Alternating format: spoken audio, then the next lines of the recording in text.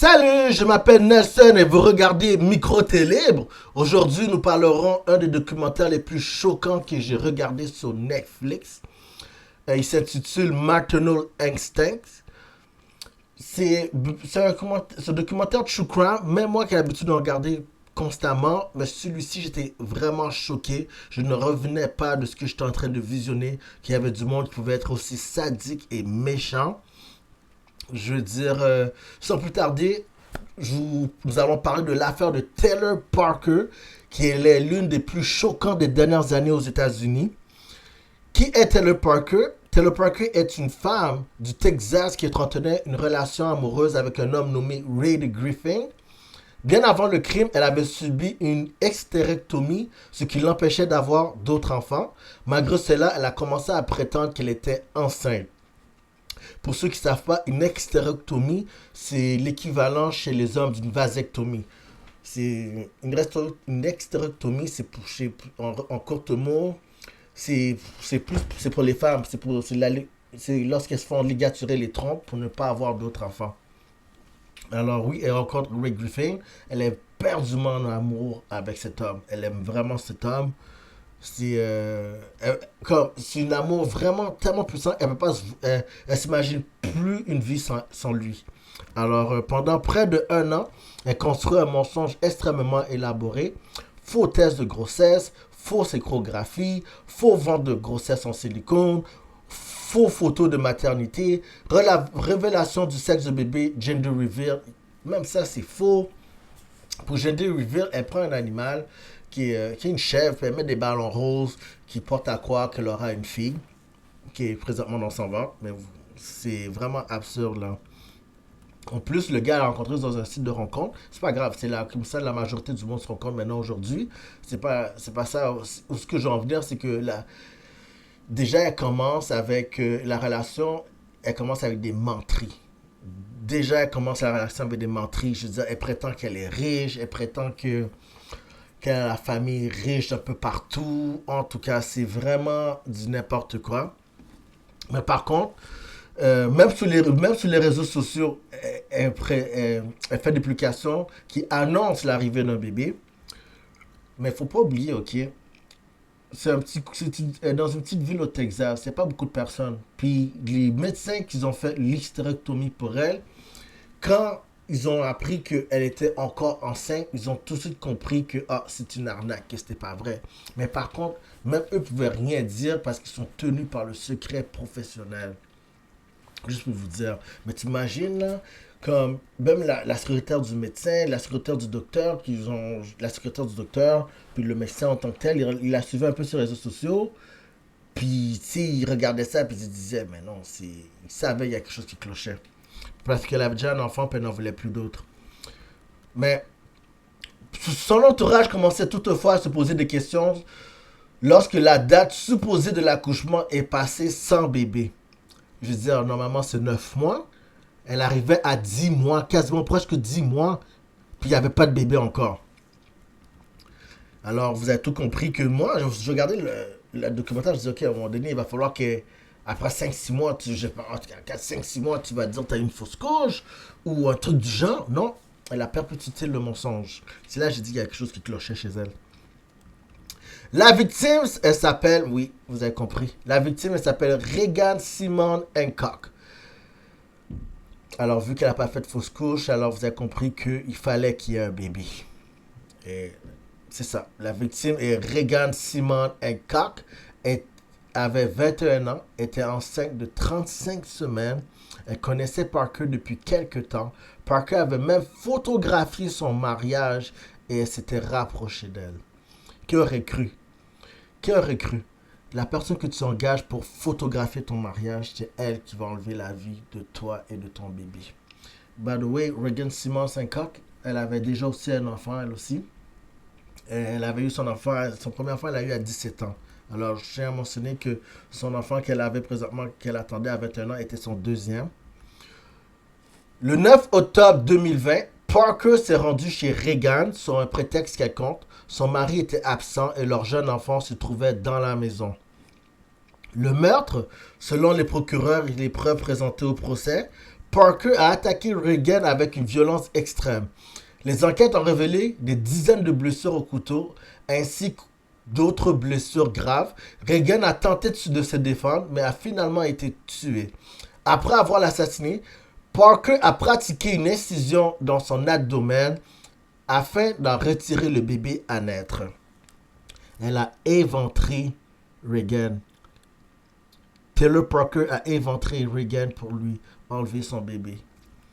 Le bébé, une petite fille nommée Bracelyn Sage Hancock, a été retirée du ventre de sa mère, mais malheureusement n'a pas survécu. Comme elle a été démasquée après le crime, Parker a pris la route vers Oklahoma avec le bébé et a prétendu qu'elle venait d'accoucher sur le bord de la route. C'est comme ça que le documentaire commence à cette partie-là. Elle s'est présentée dans un hôpital en affirmant que l'enfant était le sien. Je suis sûr que vous avez des questions aussi en tête. Vous dites, mais pourquoi son mari l'a pas accompagné? Ray Griffin était où? Elle a dit à Ray Griffin était fermier. Il voulait vendre des animaux. Puis elle a donné une fausse adresse à Ray Griffin quasiment à 4 heures de leur maison pour qu'il aille faire vendre ses animaux. Et puis elle, en attendant, elle a convaincu qu'elle va se rendre elle-même à l'hôpital pour accoucher. Mais les médecins ont immédiatement trouvé son histoire étrange. Aucun signe physique d'accouchement. Son récit comportait plusieurs contradictions. Le bébé était dans un état critique. Arrivée à l'hôpital, elle ne voulait même pas qu'un docteur aille l'examiner. Mais ils n'ont pas eu le choix. Il y avait une histoire de bébé, il fallait qu'il l'examine. Et puis le médecin, ça n'a même pas pris 2-3 minutes. Il a regardé rapidement, puis tout. Il a dit non, il n'y a pas de bébé ici. Il n'y a pas d'histoire. Elle était pas enceinte. Cette femme-là ne vient pas d'accoucher. Parallèlement, la famille de Reagan signalait sa disparition. Les enquêteurs ont rapidement relié Parker à la scène de crime. Elle a été arrêtée peu après. Yes, je veux dire, Taylor Parker, là, dès qu'elle a commencé la relation avec Ray Griffin, il y avait déjà des menteries, comme je vous ai mentionné plus tôt. Elle faisait croire qu'elle avait la famille riche, et puis qu'ils ont essayé de s'acheter un grand ranch d'une valeur de 20 millions de dollars. Elle était prête à donner, dans le papier de donner un dépôt du ranch, elle a dit qu'elle pouvait promettre 4 millions d'avance au ranch, parce que le ranch, pourquoi elle voulait acheter? Parce qu'elle voulait faire plaisir à Ray Griffin, son nouveau amoureux. Et en plus, elle a acheté une auto pour la mère de son amoureux, Ray Griffin. Elle a acheté un camion, une auto. Déjà, l'auto, elle valait à peu près 40 000 à peu près. Une auto neuve, là. Elle a acheté un camion aussi. Il disait qu'un camion qui se carbure à diesel, presque près de 100 000. Je veux dire, elle flambait l'argent. Et puis, mais Parker, elle avait un froid avec sa mère. Elle blâmait souvent sa mère, que sa mère la méprisait, que sa mère la détestait, puis que sa mère la stalkait, puis que sa mère lui avait promis qu'elle allait toujours détruire sa vie. Elle faisait croire à son entourage que sa mère était vraiment méchante envers elle. Et que, c'est ça. Puis durant, tu sais, ça avance. Il y avait déjà des soupçons du côté de Ray Griffin, comme du côté de la famille de Ray Griffin, ils se demandaient. Ils trouvaient que ça allait trop vite, leur relation, parce que même pas après 3-4 mois, elle était déjà enceinte. Même pas pendant 3-4 mois, des autos, tu la gâtes. Soit à quelque part, il y a du monde qui disait que Ray Griffin, même si on sentait qu'il. Il disait qu'il n'était pas très enthousiaste avec elle, mais il sentait qu'il restait pareil, qu'il restait dans la relation pour l'argent. Et que elle, en même temps, elle dit, dans un sens, elle a prétendu être enceinte d'une façon pour ne pas le perdre. Tu sais, parce qu'à un moment donné, tu sais, lui aussi, il était plus sûr de la relation. Alors quand elle annonce que, oh, je suis enceinte, là, il paraît mal de quitter la femme pendant qu'elle est enceinte. Il a décidé de rester en même temps, malgré qu'il y avait déjà des doutes. L'entourage de Ray Griffin, ils avaient plusieurs questions. Tu sais, par rapport au ventre, il disait qu'à un moment donné, elle pouvait être mince, puis du jour au lendemain, son ventre apparaissait. Puis des fois, la mère de Ray Griffin, la mère de son conjoint, elle disait que, arrivée à 8 ou 9 mois, presque, elle trouvait que son ventre n'était pas assez gros. Oui, elle avait pris du poids, parce que Taylor Parker, elle prenait du poids à vue d'œil. Mais pour la mère de Ray, elle trouvait son ventre n'était pas assez gros pour une femme qui allait accoucher dans quelques semaines. Et surtout, qu'est-ce qui avait vraiment éveillé le soupçon, tu sais, sa sœur, la sœur de Rick Griffin, il disait, non, cette femme-là, elle est pas enceinte, elle ment, il y a quelque chose qui cloche. La sœur de Rick Griffin est rentrée en contact avec sa mère, bref, il y a plein de péripéties. Ray, là, Griffin, là, il s'est chicané avec d'autres membres de son entourage parce que le monde n'arrêtait pas de lui dire hey, elle est pas enceinte, elle te ment, elle te mène en bateau, elle te ment, c'est une arnaque. Mais lui, il voulait pas y croire. Puis, Taylor Parker, quand elle se faisait confronter par l'entourage de Rick Griffin, elle trouvait toujours une réponse, un truc à dire, mais elle blâmait toujours sur sa mère. Rick Parker, elle blâmait toujours sa mère, chez la génitrice. Comme quoi, oh, c'est sa mère qui a des rumeurs sur elle, c'est sa mère qui la déteste, puis tout ça. Croyez-moi, elle est vraiment enceinte. Ce qu'elle disait, c'était ses paroles. Bref, arrivé à 10 semaines, tu sais, à 10 mois, en même temps, on peut se poser des questions. Parce que Rick Griffin a confié à quelqu'un dans son entourage que depuis qu'elle est enceinte, ils ont fait environ 4 à 5 mois, puis ils n'ont pas eu de rapport sexuel, ils n'ont jamais copulé. Bref, ça arrive, peut-être qu'il y a du monde qui sont pas à l'aise, tu sais, je veux dire, la copulation n'est pas obligatoire pendant la grossesse, tu sais, mais il y en a qui aiment ça pareil. Ça ne veut pas dire qu'une femme est enceinte, ça veut dire qu'elle peut pas faire l'amour, c'est faux. Elle peut faire l'amour pareil. Tu ne laisseras pas le bébé là, si elle est enceinte là. Non, pas du tout. Je veux dire, j'ai des questions pareilles envers Raid. Je sais qu'il a été floué, puis ça arrive. Il y a du monde qui se fait flouer pareil. Puis des fois, il y a du monde qui sont naïfs. Il y a du monde vraiment de même dans la vie. Automatiquement, ça ne veut pas dire qu'il était vraiment. Qu'il était. C'est, il s'est fait flouer le dad, ok? Il n'était pas complice. Ok, c'est pas un complice, c'est vraiment fait flouer. Mais pareil, j'ai quand même des questions. Parce que il disait que quand il voulait, il était souvent dans la toilette. Souvent, il se cachait dans la toilette. Pourquoi il se cachait dans la toilette? Justement, parce que c'est pour répondre à des courriels. Le monde qui la confrontait, qui disait que c'était pas vrai, il répondait à des messages. Les gens pour le range, comme je vous disais au début, a donné un dépôt de 4 millions, mais le dépôt de 4 millions, il s'est jamais fait. En fait, elle a promis un dépôt de 4 millions, mais elle n'a jamais donné le dépôt de 4 millions. Sur le monde du ranch, c'est comme, hey, le ranch, le veux-tu toujours ou pas? Elle se faisait passer pour un avocat. Elle se faisait passer pour elle-même, pour son propre avocat. Elle se faisait passer pour plein de monde. Elle se faisait passer pour un homme riche de Boston, un homme riche de Pennsylvanie. Inquiétez-vous pas, je vais vous donner l'argent. Elle faisait elle-même passer pour un oncle ou quelqu'un de riche de sa famille pour répondre au propriétaire de ranch qui lui vendait le ranch. Puis c'était pareil aussi, dès que quelqu'un la confrontait, des fois il y avait quelqu'un qui apparaissait de nulle part, qui disait oui, elle était vraiment enceinte, juste pour la rassurer. Mais par contre, une de ses anciennes meilleures amies avait compris que.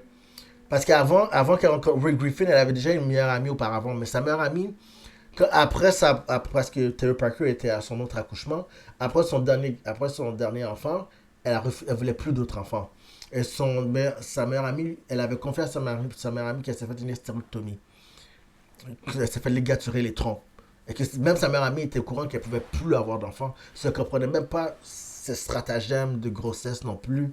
L'arnaque. Tout le monde qui la connaissait auparavant savait que c'est une arnaque.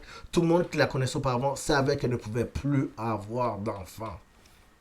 Bref, c'est comme un genre de train wreck. Tu veux savoir à quel moment ça s'arrête. Parce qu'à un moment donné, tu sais qu'il y a la biologie, il y a la nature. À 10 mois, je veux dire, j'ai jamais entendu quelqu'un accoucher à 10, 11 mois. J'ai jamais entendu ça de ma vie. Si vous l'avez déjà entendu, dites-moi-le. Moi, j'ai jamais entendu ça de ma vie. Et bref, elle ment, elle crée des faux comptes, elle crée des faux profils pour la défendre. Elle cherche beaucoup d'attention. Bref, vous avez compris, elle est mythomane. Elle est mythomane. Mythomanie, c'est quoi? C'est quelqu'un qui va fabuler, qui va rentrer des menteries, mais à quelque part, ils vont vraiment y croire dur comme fer. C'est malade. Alors, la mythomanie, je tiens à vous rappeler que ce n'est pas une maladie mentale, mais plutôt un trouble pathologie. Quand il y a un trouble pathologie, c'est un trouble qui affecte ta vie au quotidien. Comme, c'est quelque chose, c'est comme une habitude, c'est comme un réflexe que tu as, mais ce réflexe-là, il est nuisible à ta vie. C'est quelque chose qui nuit à ta vie, c'est un trouble, c'est comme un réflexe dans un sens. Ça, je veux dire, c'est quelque chose qui est nuisible à ta vie. C'est comme la mythomanie, un kleptomane, euh, c'est quoi, mythomanie, kleptomane, infomane. Tu sais, il y a plein de troubles. Il y a plein de troubles possibles imaginaires, tu sais. Non pas imaginaires, mais des troubles réels. Il y en a plusieurs. Alors, c'est ça. Puis, c'est là que justement, arrivé au 10e mois, il a fait la catastrophe avec Reagan, ou que Reagan a dû subir.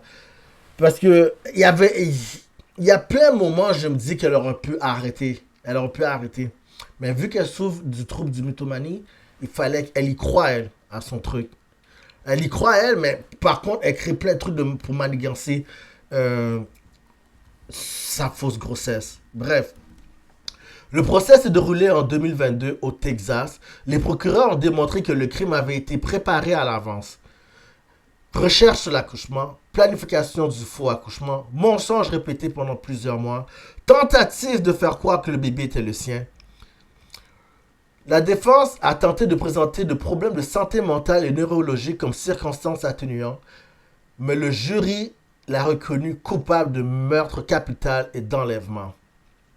Alors, même s'ils sont les avocats ont compris que oui, elle a vraiment tué, tu sais. Mais ils voulaient mettre ça sur la folie, sur la santé mentale. Mais comme je vous l'ai dit, la mythomanie n'est pas une maladie mentale, mais un trouble pathologique. Exemple, la schizophrénie est une maladie mentale, mais pas la mythomanie. Quelqu'un qui est mythomane, c'est pas une maladie mentale. Mais un schizophrène, oui, lui, c'est une maladie mentale. Il y a une ambiguïté. Je sais, c'est très mince, mais pareil. Il y a une différence entre les deux. La sentence, en novembre 2022, le jury a condamné Taylor Parker à la peine de mort. Elle est devenue l'une des rares femmes détenues dans le couloir de la mort au Texas.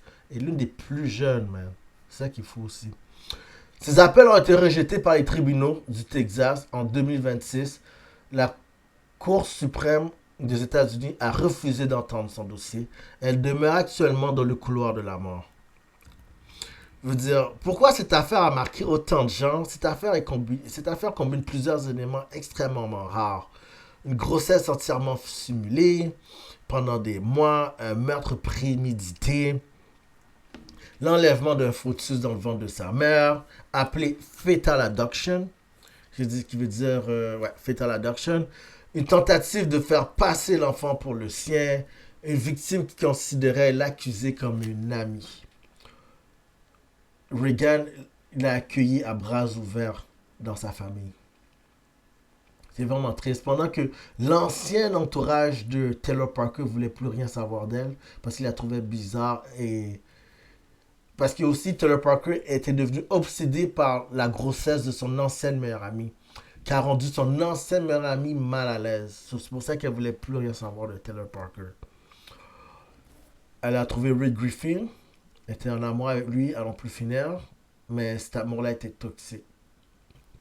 Elle a caché beaucoup de trucs importants sur sa vie. Alors, en fin de compte, ce qui s'est passé aussi, la soeur Harry Griffin, comme je dis plus tôt, qui est rentrée en contact avec la mère de Taylor Parker, la mère de Taylor Parker, est rentrée à parler à la soeur de Rick Griffin. Elle a dit carrément que Taylor était une menteuse compulsive. Elle mentait sans arrêt, puis que la seule raison pourquoi la mère de Taylor Parker, elle se dispute pas, elle se chicane pas avec Taylor Parker, ou elle essaie pas de créer de conflit entre elle et sa fille, parce que, comme je vous ai dit, Taylor Parker avait déjà un enfant auparavant. Puis en tant que grand-mère, elle voulait pas perdre, euh, pas forcément la garde, mais voir son petit enfant. Elle avait déjà une petite fille. Taylor Parker avait déjà une petite fille. Alors, sa grand-mère, juste pour maintenir la paix, en étant conciliante, elle a été totalement conciliante avec la situation. Puis elle a dit, je continue à voir mon petit enfant. Alors, oui, elle savait que sa fille avait un problème avec le mensonge et qu'elle fabulait énormément. Alors, c'est ça. Et puis, c'est quand même. Quand tu regardais le documentaire, puis c'est inévitable. C'est un train wreck, puis ça te garde vraiment sur. Tu sais, c'est vraiment intéressant. Le documentaire est bon pour de vrai. Puis je vous conseille de le regarder parce que il en vaut la peine. Mais à un moment donné, tu sais, tu restes en haleine, là. Tu restes sur la pointe des pieds. Tu dis, à chaque fois, je me disais, non, elle va pas faire ça, là. Puis, bang, elle faisait. Puis je me dis, regarde, dis-moi. J'avais tellement de questions, en tout cas. C'est malheureux parce elle a pas retiré une vie, mais elle a retiré deux vies. Et puis le pire dans tout ça, comme je vous dis, Reagan était marié avec son mari, mais cet homme-là, là, il a perdu la femme, sa femme, qui est la mère de son enfant aussi, parce que Reagan avait déjà un enfant aussi, un petit garçon déjà. Puis il a aussi perdu sa petite fille qui attendait. Alors, je veux dire, ce mari-là a perdu deux personnes. Sa femme et sa petite fille, qu'il n'a jamais connue. Et qu'il connaîtra jamais. Alors, selon moi, je trouve que la sentence est fair et juste. Et malgré les mensonges qu'elle a pu créer et inventer, les preuves étaient concrètes. Elle était réellement la tueuse. Alors, c'est tout pour moi. Je m'appelle Nelson et vous regardez Micro Télé sur YouTube. N'oubliez pas de vous abonner, liker et commenter à ma chaîne. Merci. Take care.